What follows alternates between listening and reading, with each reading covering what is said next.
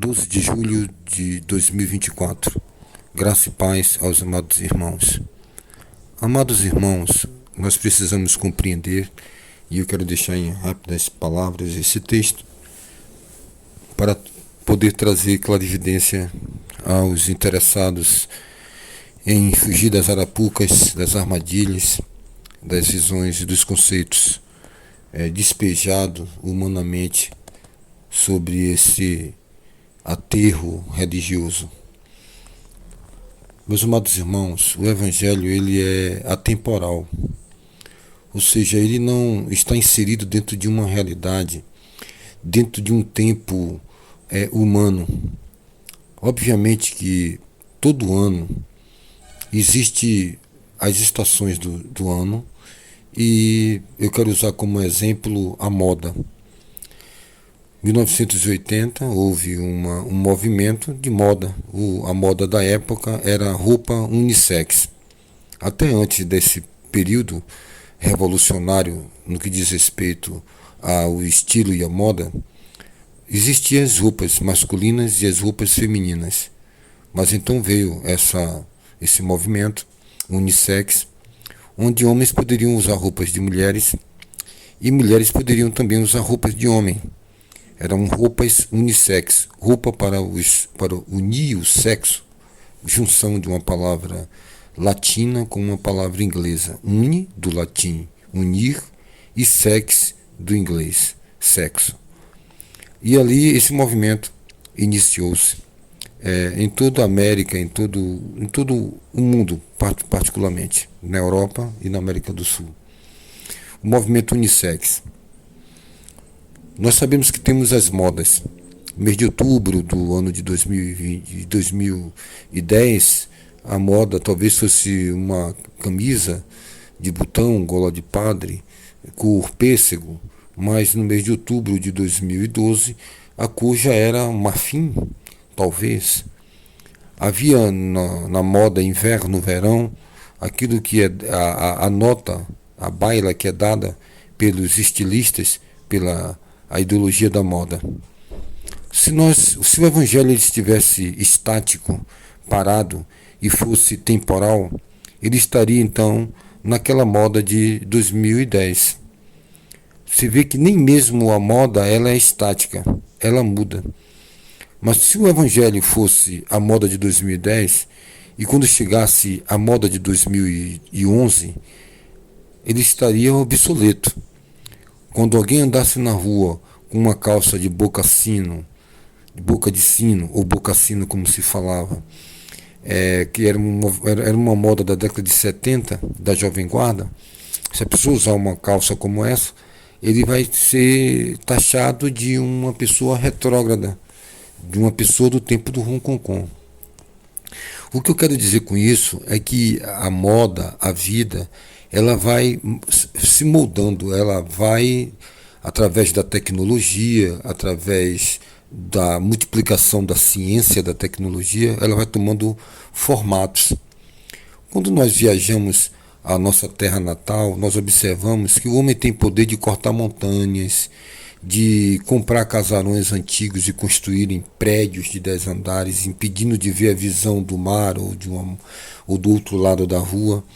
O homem tem o poder de se interpor e modificar as paisagens geográficas.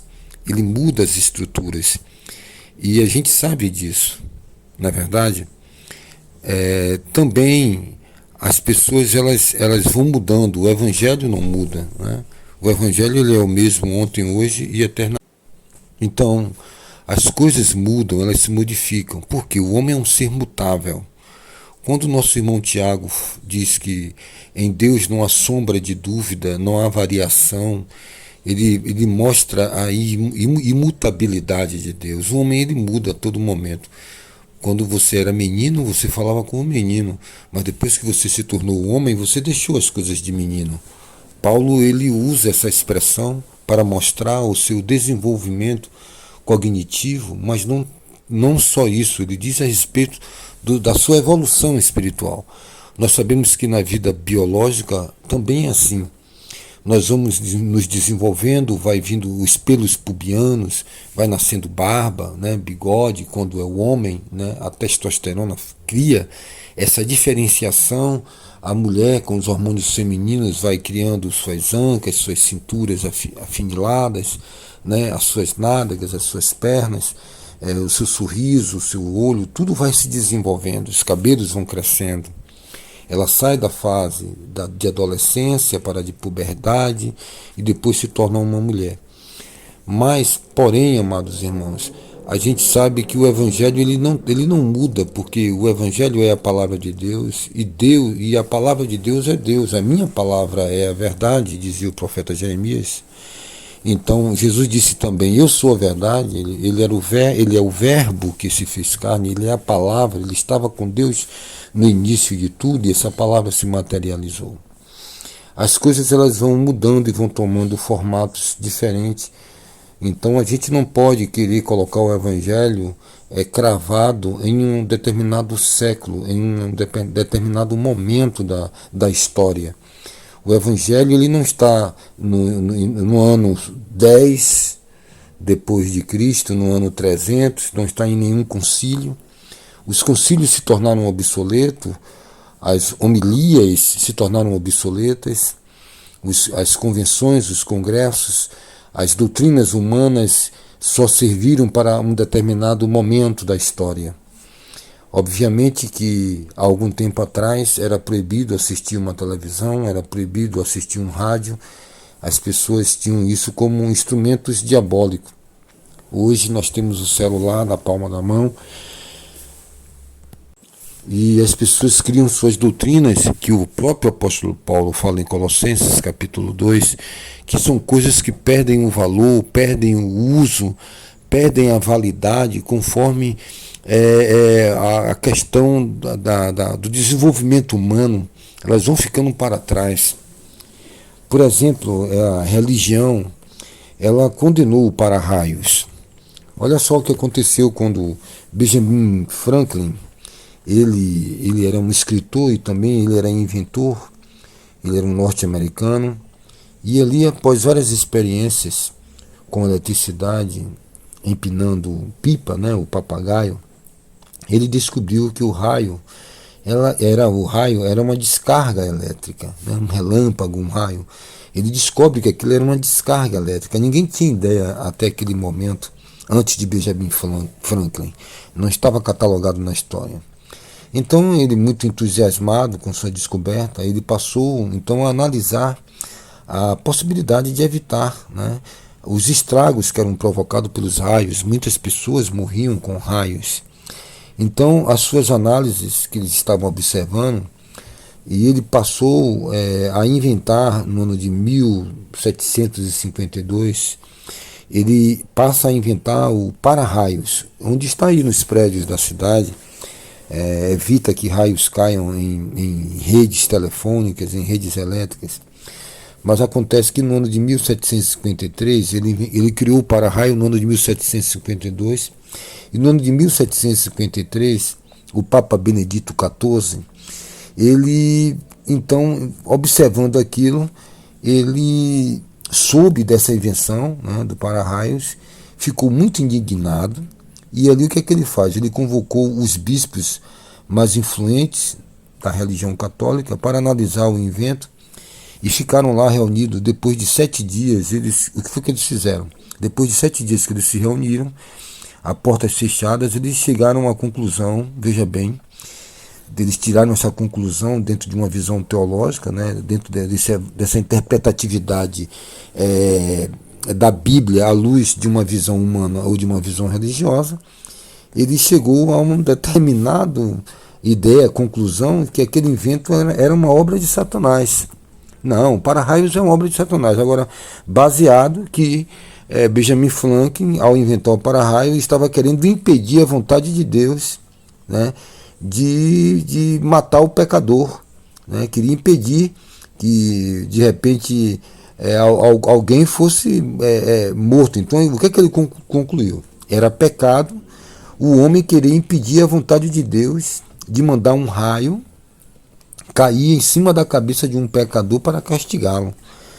Essa era a ideia que eles passaram a ter. Então, com essa pressão da ciência e da sociedade da época, e o fato deles estarem muitas pessoas morrendo, e houve uma pressão da sociedade, muitos tocadores de sinos, quando subiam naquelas torres da Europa, o bronze do sino atraía também um raio. Então, muitos tocadores de sino estavam morrendo, ninguém queria mais subir na torre para tocar o sino. Então, a pressão social levou o problema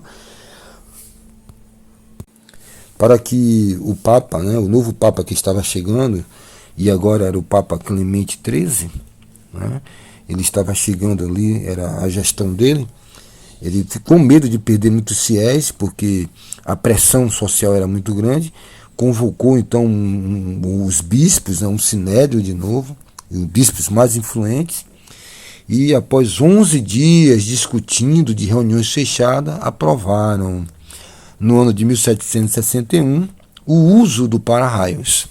Então, por aí você tem uma ideia, né, do que é você trazer um dogma, você ler um texto, você criar uma cultura, uma santa inquisição, tantas reformas e tantos concílios pautados, né, dentro de uma visão teológica religiosa, né? Então, se fosse a palavra de Deus, isso estaria tendo validação até os dias de hoje. Mas só que era uma ideologia, era uma interpretação humana. Então isso ficou lá nos idos do século XVII. Os irmãos estão entendendo? Eu poderia falar aqui sobre como a religião também tentou atrapalhar, né, a evolução dos transportes. Eles chegavam a dizer que era obra de Satanás o trem fazer uma viagem em 36 km por hora, que uma velocidade como essa o ser humano não ia suportar. Pense em uma coisa dessa. O ser humano não ia suportar a velocidade do trem de 36 km por hora, que isso era uma obra de Satanás. Hoje você tem um trem-bala aí que é talvez 500 km por hora, até 1000 km por hora, já se fala sobre isso, o trem-bala mais rápido do mundo, que está sendo construído, se não me falha a memória, na Asa. Eu poderia falar aqui como também a interpretação humana da religião e a leitura teológica humana também condenou a anestesia, né, que foi ali mais ou menos nos anos de 1846, quando o William Thomas Green Morton criou a anestesia e ao colocar a anestesia ali através do cloroformo, né, ali colocou na rainha, se não me falha a memória, foi na rainha Vitória, né, o Papa Pio IX condenou toda essa questão, né, chegou até a dizer que Deus fez a mulher para sentir dor de parto, né? Chegou a citar Gênesis 3,16 e que o cientista, né, ao colocar essa anestesia na rainha Vitória para que ela tivesse menos dor no parto, estava indo de encontro à vontade e à palavra de Deus de que a mulher tinha, porque tinha de sentir dor, baseadas em Gênesis 3,16. Então ali também a religião ela condenou a anestesia, né, logo no seu início. Também condenou a penicilina, né, quando ali nos idos mais ou menos de 1928, né, o grande cientista Alexander Fleming, né, um grande bacteriologista inglês, ele em suas pesquisas ele descobriu a penicilina, né, e a gente sabe que a penicilina foi uma revolução no mundo, né, europeu. Tornou-se a era dos antibióticos. Eu poderia me deter um pouco mais nessas explicações, e condenou que a penicilina, né, que o poder estava indo de encontro ao poder do sangue de Jesus, que o Fleming era um herege, né, que só a semente do Senhor, somente o exorcismo, né, e o poder da semente do sangue de Jesus que poderia curar as pessoas, né, endemoniadas, as pessoas com doenças, né, só isso o nome de Jesus podia curar. E demonizou Alexander Fleming por ter criado a penicilina. Isso era uma leitura teológica, não era a palavra de Deus, era o homem. É tanto que hoje todo mundo sabe do poder do antibiótico no tratamento de doenças, sabe da questão de como a anestesia evoluiu para que hoje tenha uma hacker a ponto de arrancar a perna de uma pessoa e fazer cirurgias cardiovasculares e cirurgias também no pulmão, no estômago, né? Cirurgia bariátrica. A gente vê hoje a evolução que é possível fazer isso através de como a anestesia ela evoluiu, mas dentro de uma dicotomia, dentro de uma visão religiosa, dentro de uma mentalidade medíocre de doutrinas humanas. Se fosse o Evangelho realmente sendo interpretado, olha só o que aconteceria. Estaria vigorando, mas não era o Evangelho, era o pensamento humano da época, era o pensamento religioso da época, né? Então, não só a penicilina, né, nós temos aí a questão da igreja, o evolucionismo, né, quando o cientista, ali nós vimos o cientista Charles Robert Darwin, né, a questão do evolucionismo que a ciência abraçou e interpretou de uma forma para atacar, de uma forma, o evangelho, a igreja e a palavra de Deus. Nós vimos também a questão da própria igreja protestante, no início do protestantismo, na transfusão de sangue. Teve algumas igrejas protestantes, não só os socialitas, mas foi uma visão também, né, de algumas outras, de alguns teólogos americanos, alguns teólogos suíços da época, né, e que liderou também esse movimento, também alguns bispos católicos, né, e outros de outras vertentes. Então, eu quero me deter aqui, para que não fique muito comprido esse áudio. Então, por aí dá para que você possa entender que o Evangelho ele não faz parte de um tempo, de um século, né, de uma interpretação, de um modismo de uma determinada época. Muitas coisas estão chegando no seu limiar, né, está chegando a consumação dos séculos, e aquilo que muitas pessoas viviam e acreditavam ser a palavra de Deus, a vontade de Deus, já se vê hoje que não é. Também vemos, né, a apostasia, mas aqui o que eu quero dizer é com um olhar que três coisas permanecem. E o que é que permanece? É a palavra. A palavra está fundamentada na fé, na esperança e no amor. E é isso que vai permanecer. O que é que vai permanecer? Vai passar os céus, vai passar a terra, vai passar os pensamentos humanos, filosóficos, teológicos, vai passar as modas, vai entrar ano, vai sair ano e vai ter modas e pensamentos e tecnologias. Hoje você chega em um local de reunião e você vê ali que tem ali um código QR Code, que às vezes as pessoas estão evitando de levar o dinheiro, a moeda, papel para o local de reunião, né? Aí leva-se um celular e ali faz uma oferta através de uma moeda digital, porque é o modo de transação financeira. Agora, se nós estivéssemos lá no século XII, ou no século XV, no século XVI, nós iríamos levar semente de cacau no bolso para colocar no gasofilácio, porque a moeda de troca dos astecas e maias era semente de cacau. Lá no Golfo de Benin, lá nas costas africanas, usava-se um tipo de búzios como moeda de troca, como a moeda que nós usamos aqui hoje, né? Quando não existia papel moeda, havia moeda timbrada de ouro, na cunha timbrada na prata, né? Hoje é no cobre ou no alumínio, no estanho.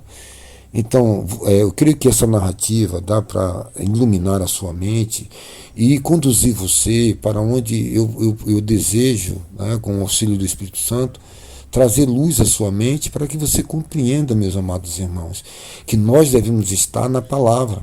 Se nós formos observar a interpretatividade dentro de uma visão teológica, né, dentro da dicotomia de uma denominação religiosa, você vê que elas mesmas se degladiam-se entre uma e outra naquilo em que elas creem nos seus estatutos. Por exemplo, há algumas congregações que proíbem a pessoa ter barba ou bigode, e elas buscam essa interpretação dentro de alguns textos das Escrituras, talvez no Novo Testamento, ou no Antigo Testamento, que era proibido fazer a barba, hoje nós temos a elasticidade de escolher se queremos ter ou não, porque não estamos mais na lei e sim na graça. Obviamente se obriga a dar o dízimo, mas não obriga a guardar o sábado. E quando eu sou praticante de um só texto da lei, eu devo praticar toda a lei. Não há uma flexibilidade da graça de que a pessoa faça a escolha do que ela deseja fazer. Então, eu falo esses exemplos, mas existem muitos outros exemplos. Existem locais onde as pessoas não podem fazer certas higienes e asseios ao seu corpo, como raspar as axilas e fazer outras depilações devidas à higiene no seu corpo, a higiene corporal. Não pode se usar um creme hidratante, não pode se dar uma escovinha no cabelo. Havia algumas religiões na década de 80, protestantes, fundamentalistas, que proibia até a mulher pintar o cabelo, o homem pintar o cabelo daquele pó paquetar preto. Era proibido. Hoje nós vemos o avanço da indústria, do cosmético, da estética, né? Isso é plenamente uma coisa normal. Um implante de cabelo, se dizia que era uma mentira, a pessoa colocar um implante de cabelo, então também não poderia usar uma dentadura, né? Ah, não, porque o dente natural, perdeu o dente, não pode usar uma dentadura. Então já se existiu todo tipo de pensamento, de interpretações. Houve uma época que o carro era visto como um demônio que cuspia fogo, né? Agora eu lhe digo e lhe pergunto, e aquelas pessoas que foram maltratadas, foram excluídas e disciplinadas dentro dessa dicotomia da época, dentro dessa visão de interpretatividade humana e de doutrinas e argumentos, estatutos e regimentos humanos? As pessoas que foram indevidamente injustiçadas, quem vai voltar no tempo para tirar a amargura, ou tirar a angústia que elas tiveram de serem sentenciadas, muitos até ser queimados na fogueira como uma herege na tão falada Santa Inquisição. Então nós devemos ter cuidado se nós estamos nos homens ou se nós estamos em Cristo, se nós estamos na verdade ou se nós estamos na mentira. Nós devemos refletir em todas essas coisas, né, para que nós não venhamos ser presa do homem. Tá bem? Eu agradeço aos irmãos que chegaram até aqui nesse áudio, né? Eu vou aqui encerrar essa mensagem e peço e creio que você tenha compreendido que se nós olharmos para trás, nós vamos ver muito do homem, nós vamos ver muitas exigências e talvez se nós não mudarmos, naquele grande dia, quando Deus for analisar nossas obras, Ele vai dizer, não, bom, você foi um cara muito bom, você foi um cara que funcionou para fazer aquele prédio formal, aquele departamento muito bonito, onde tudo funcionava muito bem adequadamente, mas não havia nada do meu espírito ali, aquilo ali nunca foi minha obra, ali foi uma obra de uma determinada religião, instituição, e inclusive está aí para pegar fogo, porque as nações trabalham para o fogo, os prédios vão ser destruídos, mas a verdadeira obra do Senhor é uma obra no espírito, é uma obra com discernimento, é uma obra espiritual, onde o apóstolo Paulo ele diz em Coríntios, dizendo, cada um veja como constrói sobre este fundamento. O fundamento é Cristo. Veja como você constrói sobre esse fundamento. Obra de palha, de madeira, de feno, ao passar o fogo será provado como pelo fogo e será tudo dissolvido. Mas as obras que são feitas em amor, que é comparado ao metal, é comparado a pedras preciosas que suportam a altas temperaturas, quando o fogo passar e ir embora, elas vão continuar lá, em pé diante do Criador, porque foram feitas, fundamentadas em Cristo, movidas por Cristo, movidas pela fé, sem esperar receber nada em troca, sem tocar uma trombeta, sem alardear, sem procurar aplausos ou apulpos. Então que nós possamos compreender o que nos diz as Escrituras Sagradas. O Evangelho é eterno e imutável, e nós devemos estar na santa palavra de Deus e não querendo fundamentar as nossas vidas em ensinamentos humanos, visões humanas e doutrinas humanas. Que Deus em Cristo nos abençoe.